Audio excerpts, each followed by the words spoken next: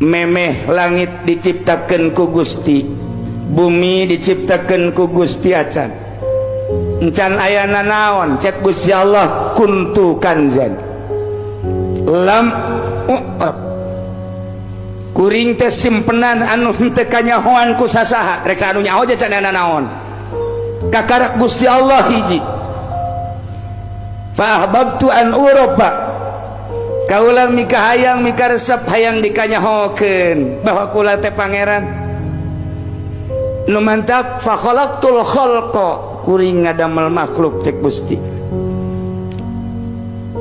Qabattum min nuri dicokot ti Gusti, dijadikeun lauhil mahfuz, dijadikeun aras, dijadikeun kolam, dijadikeun langit, dijadikeun malaikat, dijadikeun bumi, dijadikeunlah terakhir adalah makhluk. Ieu kabeh nu pertama dijadikeunna adalah nur Kangjeng Nabi Muhammad sallallahu alaihi wasallam. Mulai Allah geus dijieun kabeh, dijieun roh. Alamna bakal aya opat. Ieu urayan Syekh Abdul Qadir Al-Jailani dina kitab Asrar. Aya alam teh alam lahut, turun alam jabarut, turun alam malakut, turun alam nasut. Di alam lahut, alam wahdah, Allah didinya nyiptakeun arwah. Di stok arwah teh pisek daun teh geus aya di langit baheula, pipa ismeten geus aya, pi kitur mudieun geus aya, pi habibeun geus aya, pi kulaeun geus aya,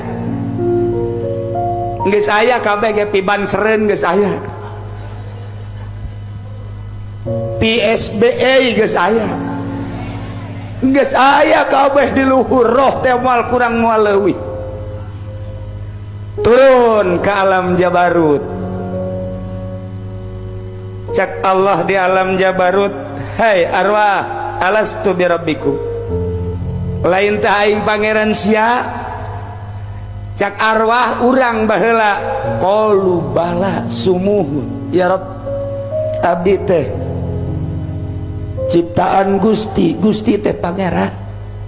Nun cek Allah percaya sia wabeh eueuh hiji-hiji acan anu minculak wabeh percaya bahwa pangeran teh Allah. Qalu bala sumuhun, Gusti teh pangeran.